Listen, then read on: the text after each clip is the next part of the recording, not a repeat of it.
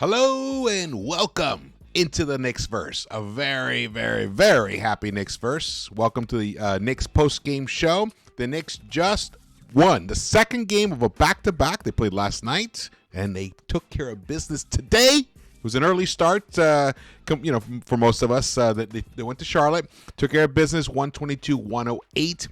So much to talk about. I got highlights. I got deep stats for you guys to show you that the style of play that the Knicks are playing is very different than last season. Now, again, it's an evolution. It's evolving. Kind of like what's happening between our guys right down there in the corner, the Nova boys. Today was a career high in points for Donte Divincenzo, 25, and in made threes. He connected on 7 of 10. Outstanding. Plus, another Brunson burner, 32 points. Beautiful. Love it. Let's get into it. Come on. Here we go. There it is. Like I mentioned before, the score, 122-108. And the New York Knicks are currently, right now, they're 8-5, 2.5 games back from first. That's it. Now they're 2.5 games back from first, but more interestingly, in points differential, meaning the difference between the points that they score and the points they allow, they are third best behind the Celtics and Sixers in the Eastern Conference with a 6.0 points differential. Now, when you think, okay, that's cool, but what about the entire league? In the entire league, they are sixth best with only OKC, Timberwolves, Nuggets, and Sixers and Celtics above them. This team is a very, very good team. They're only allowing 104.9 points per game, which is number one in the NBA right now. Wow. Actually, when I clicked on that, I actually surprised myself.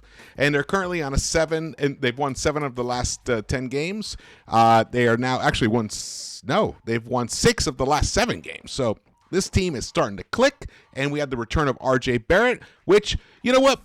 I wasn't expecting much, but you could see in that second, he got off to a slow start, but in the second half, especially in the third quarter, he started to inflict his own will on the game some. You know, the fatigue is still there. Migraines, like I mentioned before, they're debilitating, and there's not much. You can't really go out and shoot and like keep your shooting skill like really refined while you're nursing a migraine.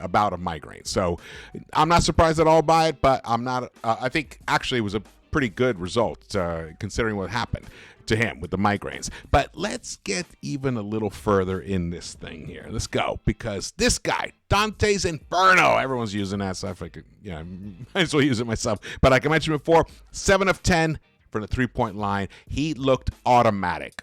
He started in place of Quentin Grimes, who missed another game, but the brace was off his hand, and he was doing warm-ups. I think Quentin is coming back very soon. And this might, the Donte's Inferno might be a little different than some people think. I'm going to get back to this part here. Actually, you know what? I'm going to jump into it right now. I'm sure everyone's asking themselves, why doesn't Donte start over Quentin? Well, for one, Quentin is bigger. He's a much, much better defender. He's a point of attack defender. He's a versatile defender. He's a switchable defender. And the defense is crucial when you are starting a Jalen Brunson, who is a defensive liability. He's our version of a Trae Young, but actually not as bad defensively, thankfully. But he's got some issues. He's got some issues on that end. So you need someone who has the ability to guard up and down and take the assignment of the best player on the other end. Donte, he can do it, against, teams that are a little smaller and stuff. But when you go up against those very big teams, I don't think it's going to work. And I'm not worried about Quentin's shot coming around. In fact, the actual Inferno that may be lit tonight is in Quentin's ass. Right now, he must be feeling the heat. He wants to get out on that court. They showed a shot of him towards the end of the game where he kind of sitting back. He looked a little mopey. I don't know what he was doing. He was looking at his hands or something. He knows. He sees the writing on the wall. I think it's going to wake him up. And just so to put a little perspective on this thing, we're all getting excited about this result here. Well, guess what? Guess who made 7 3-pointers in his very first start of his entire career? Quentin Grimes. That's right. So let's all cool the engines down on who should start or not. It's Quentin's job until he totally loses it. But I don't think he ever will, because tonight is the night it showed. I think he got to see how he can approach that position on the offensive end. When the ball comes to you, let it fly. Just let it fly. That's what Donte was doing tonight. Now, he was on tonight. He's had other nights where, he's just 1 for 4, 1 for 6. So I'm not going to get overly excited about the situation, but I am incredibly happy for him. Donte deserves this situation right here because, for the year, Donte is shooting 40%, which is outstanding, but that includes tonight's 7 of 10 performance. Quentin Grimes is shooting 39.7%. So a 0.3%, not even a full percentage point, just a 0.3 percentage points below that. And he has not had one game kind of like Donte's here. So perspective, people, perspective. But let's keep going because something huge happened. Here we go. Thank you to NBA_New York for tweeting this out. Quote, he'll be at the top of that list before it's all said and done. Thibs on Mitch. Tonight, Mitchell Robinson became the third all-time leading offensive rebounder for the Knicks. Number 1 is Charles Oakley with 2,580. Number 2 is Patrick Ewing, just right behind with 2,568. And then there's Mitch, 1,116. He bypassed, in this game alone, he passed Kurt Thomas and Bill Cartwright. It's awesome to think I got to see all of these guys play. Wow. And they were all pretty phenomenal offensive rebounders. Gerald Wilkins, shout out to him. The only guard on this list. Excellent. Okay, let's move on. Yeah, I totally agree with Thibs. Mitch will probably own that record very, very soon. All right. Before we get to these stats, let's get to the highlights. Here we go. So the Knicks led end-to-end. Once again, I think last night they led end-to-end. So these guys have become dominant. Now you can see RJ in the beginning, he looked a little bit rusty, but there he is, making what I call, well, that's just a straight-out assist right there. But the guy who kicked it out from the paint gets that hockey assist. And I'm going to talk to you guys about the secondary assist, which is what they call it officially on NBA.com, advanced stats, but we all know it as the hockey assist. And the other thing is, how many ISO plays has this team been running this year compared to last year? How are they doing it in transition? We're going to get into all of that.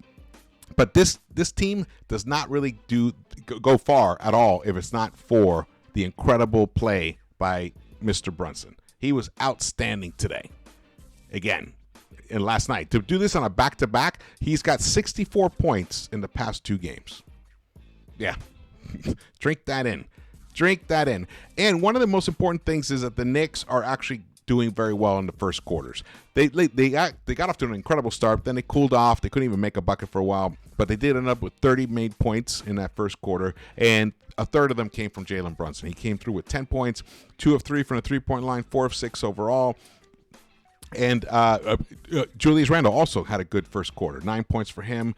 Though he had to put up 7 attempts to get that, but he went to the free throw line a few times. The Knicks went to the free throw line in the first quarter, something that wasn't happening in the night before against Atlanta. So 6 of 8 in the first quarter. Where we are now, we're into the second quarter. All right, let me get into it. But let me tell you, 16 rebounds for the Knicks in that first quarter. Crazy. That was crazy. And they only allowed 19 points from the Hornets. Then the Hornets crawled back into this game, and for about 2.5 quarters or so, it was around a 10-point game. And it was kind of frustrating because you felt like, the Knicks are going to try to finally create some distance between them and the Hornets, but no. And I'll tell you, I know that the Hornets, what is their record? I can't remember the record right now. I can't see it. But whatever the record is, it's not indicative of what this team really is. This is not a bad team. It's not a good team, but it's not a bad team. This team is going to win some games this year. It's going to surprise some people, especially with Brendan Miller, who is having an outstanding, before I say outstanding start, I just want to make sure here. He is, today he shot 10 of 15 overall, 66.7%, 29 points for him, 5 of 7 from the three-point line. So they got themselves a player, the number 2 draft pick. And then they got LaMelo, another number 2 draft pick. They got Mark Williams at center, who's excellent. And today was the second or third game back for Miles Bridges, who, as issues that he has, he's a very productive player. He was on the verge of, becoming an all-star when this all began. Tonight, he had 19 points himself. LaMelo Ball, though. 34 points on 12 of 22 shooting, 8 of 13 from the three-point line. And for a while there, he was just flinging, like, really deep ball threes. It was a little scary. Now, here, the Knicks kind of built up a little lead here. You think, okay, 13 points, maybe 15 points, and then Charlotte keeps chipping away. This is at the pretty much beginning of the second half. Julius, nice little turnaround for him. Let's see, Julius in that third quarter was 4 of 5. He played the entire third quarter, 4 of 5 for him, and he finished with 9 points, 2 assists. For the game, Julius finished with 8 assists again. Third game in a row with Julius Randle with 8 dimes. And that leads into the next thing I'm going to talk about, which is the style of play that the Knicks are incorporating now. Interestingly, it's kind of taken an entire year to do it because Thibs wanted the team to play like this last year. But it takes chemistry. It takes a deep understanding of where your teammates like the ball, where they're going to be on the floor, where to just put the ball. You heard that one quote from Fred Katz when he was interviewing RJ. He's like, how'd you find Mitch? No, not Mitch. Who was it in the corner? He found someone in the corner. How'd you find him in the corner? He said, I just threw it over there. I just knew someone would be there. That kind of familiarity. Ooh, look at that. That's the LaMelo's type threes. Oh, no, that was Brendan Miller. Look at that. See? So they cut it down to 10 again, the lead. Yeah, they kept hanging around, but in that fourth quarter, they just didn't have enough to deal with the New York Knicks, the Beasts. They scored 33 points in that fourth quarter. Let's see. Wow. Oh, man, both teams shot very well in that fourth quarter. Knicks shot 70% in the fourth. And Hornets shot 50% in the third. That would be good enough to actually take a lead, but not when the Knicks are playing the way they're playing. The Knicks shot 50% from the three-point line. Put up 10 three-point attempts in the fourth quarter, connected on 5 of those. Excellent for them. And they kept their turnovers down, which is beautiful, though they did commit 5 turnovers in that fourth quarter. Here we are here. Now the Knicks sit. Now they're up by 9. Boom. Now Lonzo hits that. I mean, LaMelo. Man, I do that all the time. Even I think Wally did it in the broadcast. So the Knicks are only up by 8, and then RJ hits his first 3 since coming back. But overall, he was only 1 of 5 from the three-point line, but he hit it in the fourth quarter. He got a little looser. He started getting his legs out. The beautiful little dish from a heart to eye heart right there. Excellent. We're seeing more of that. They're building a little chemistry. It's all about chemistry right now. It's like when you put quality players out on the courts and you give them time and you give them the proper type of scheme to work with, they're going to produce something beautiful. And that's what's starting to happen here with these Knicks. And the other thing that's interesting is, and I, don't want to, don't take this out of don't run with this. But I always remember like the old Lakers and even the Celtics and the Bulls, like the great teams. Not that the Knicks are a great team right now. They're not a great team yet. But the great teams, they get out to good starts, and then they kind of let the teams kind of get back into it a little bit. And then when they need to, they put the foot on the gas, and they just pull away in that fourth quarter. And the Knicks did it again tonight, like they did last night. So, and considering it's the second game in the back, but I think the Hornets also played last night, so that makes it fair. Yeah, they did. They did play. Look at Brendan Miller. That is sweet. Look at that stroke. Oh, yeah, that's the beginning. We're back at the beginning here. All right, let's get to something else here. Let's get to this. Here we go. This is showing you the ball is moving compared to last year. All right, so this year, the hockey assist, which on NBA.com, like I mentioned before, they call it the secondary assist. The New York Knicks currently, for the entire season, are 10th in the NBA in that secondary in the hockey assist with 3.5 per game. Last season, they were in the bottom, 26th, 2.7. And in the last 6 games, not including tonight's game, but in the last 6 games, they are 5th with a 4.2 hockey assists per game. That is a sign that the ball is moving. The ball is seeking the better shot, and it's being rewarded. Because when they do that, when they seek the better shot, it turns into higher percentage of three-point shooting. Now, to verify that, I'm going to show you right here. The Knicks are now, whoa, what is that? Oh, well, I always get some surprise stats when I look here. But let me keep going over here. Isolation. Frequency. This year, the frequency, they are 10th in the NBA in isolation plays at 7.1 per 100 possessions. Here, they are, last season, they were 4th at 9.2. 4th in 9.2. So, now you see how it's trending in the right way. But last season, per possession, they were scoring almost 1 point per isolation play. This season, that's down to 0.78. So it's not a profitable play for the Knicks, and they're 25th in the NBA.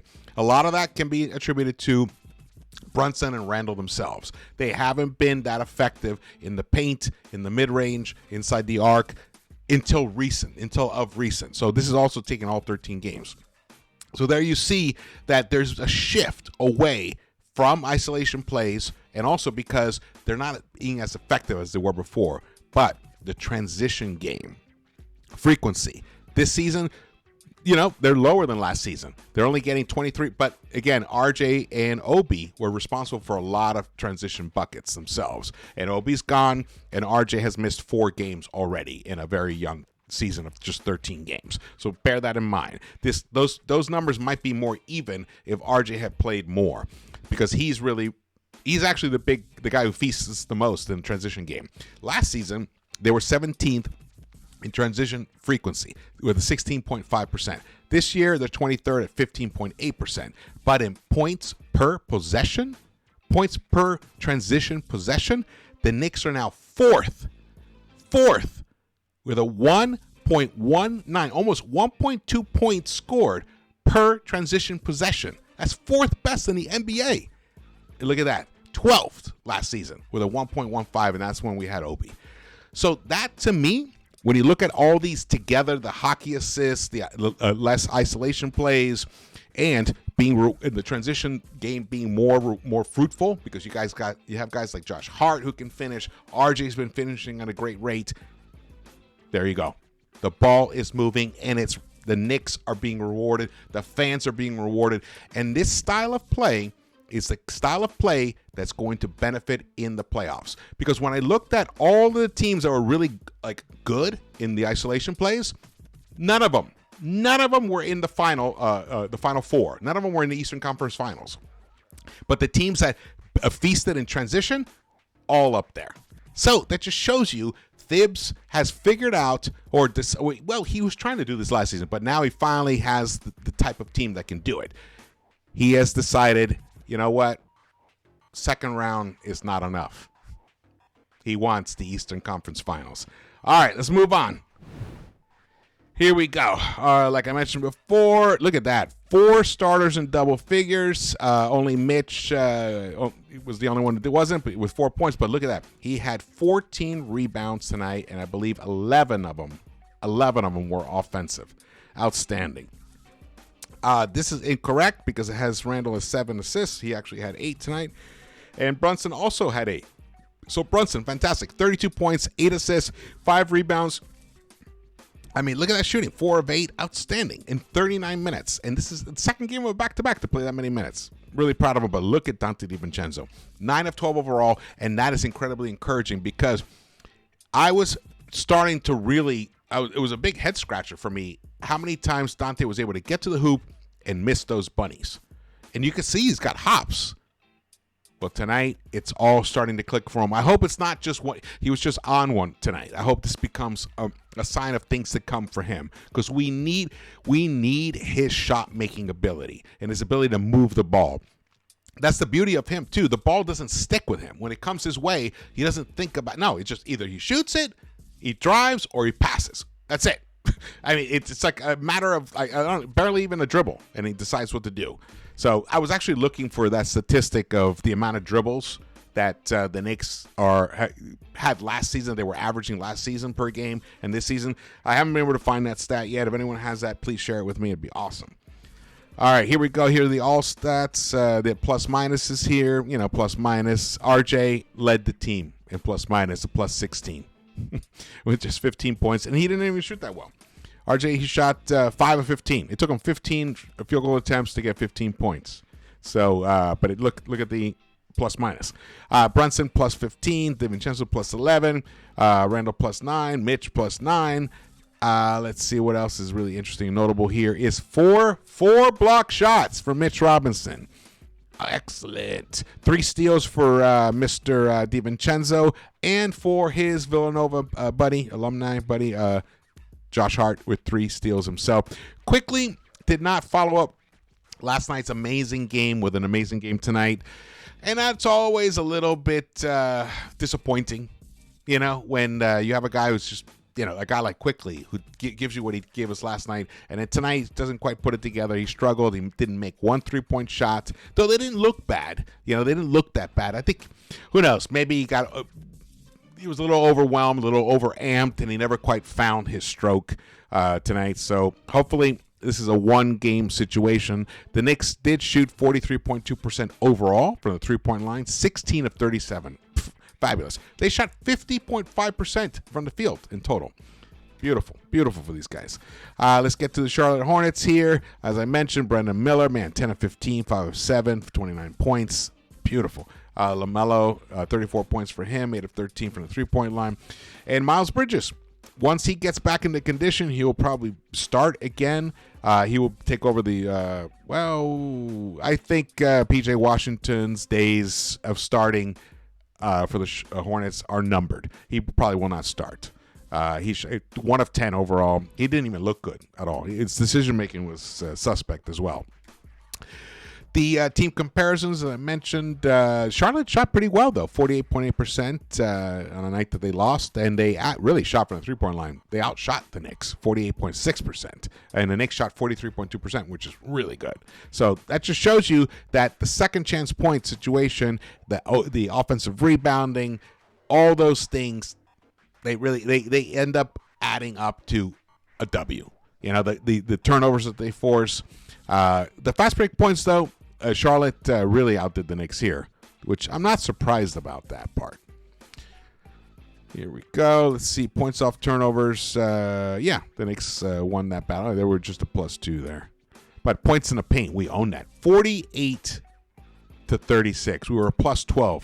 That's fantastic. Awesome. This team is a serious team now. It's a very serious team.